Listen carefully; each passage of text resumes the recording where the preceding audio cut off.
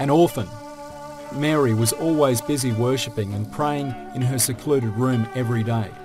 No one came into her room apart from the prophet Zacharia. One day when the prophet Mary was praying in her room, the angel Gabriel appeared. It was disguised as a young person. When the prophet Mary saw a man she didn't recognize in her room, she became frightened. Without knowing the intention of this stranger, she said in a frightened voice, "Stranger, I take refuge in Allah from all the bad things that you might do. If you have any fears of Allah, go away." The angel Gabriel introduced itself to ease Mary's fear and explained the reason why Allah had sent it. "Dear Mary, Allah will give you a divine and pure son. That child will be a prophet in the future. He will start talking to people from his cradle and will call them to believe in Allah. You have to thank and pray and worship more to Allah for this unique gift you will receive." Mary was shocked at this unexpected good news. The fact that she wasn't even married yet, but was given the news of a child, left her quite surprised. She made her amazement known to the angel Gabriel by saying, "How can I possibly have a child? I'm not married, and I will never do anything that would ruin my honor." The angel Gabriel then replied, "Allah has the power to do anything. When he decides to do something, he just says so and it happens. He will give life to your child without a father as a sign of his greatness and his power, just like he created Adam without a father or a mother." The angel Gabriel then disappeared. Mary was 15 years old at the time. Jesus' birth. Mary prayed and worshipped even more after the angel Gabriel gave this news. She started to thank Allah even more. After a while, the signs of pregnancy could be seen on the Mary. She then went to an isolated place that no one knew and far away from people. She was going to wait for her child to be born there. The period of the pregnancy was very hard for Mary. She spent her days in sadness. One day, while she was wandering in the garden, she came across a dry palm tree. She started thinking that people knew her as a virtuous and a naive girl. What would they say when she showed up with a child? The sadness and worry of the unexpected made her feel even worse. She thought to herself, "I wish I was dead and forgotten." All of a sudden, the dry tree grew a fresh leaf, and she found comfort in this. In the 9th month of her pregnancy, Mary gave birth to her son Jesus. With his birth, her concern grew even more. She started thinking about how she could go amongst the people. What would she say if they asked her, "Where did this child come from?"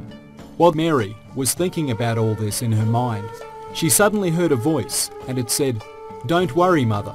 Mary looked in amazement at the child in her arms. It was true. The baby was speaking to her, and he continued to speak.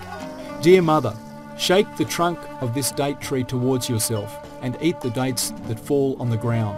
If you feel thirsty, drink from this water that flows beneath you." According to a rumour, when Jesus was born and his foot was placed on the ground, Allah created a spring. Do not worry about anything. If people ask you about me, then tell them, "I have fasted for Allah and will not speak today." The Prophet Jesus was speaking by Allah's will and power even though he was only a newborn child. He was comforting his mother.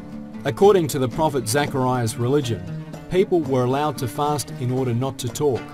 Little Jesus asked his mother to act that way because he was going to give the people the necessary explanation himself. It would really be hard for Mary to defend and explain herself. The only thing that would stop them was if her son spoke and told everyone the situation and persuaded them that it was a miracle. A baby that talks. Mary waited 40 days after giving birth to Jesus. After her period of recovering from the birth was over, she returned amongst the people. Those who saw her carrying a baby were surprised at first. Then they started to get angry and yell at her. "Hey Mary, what have you done?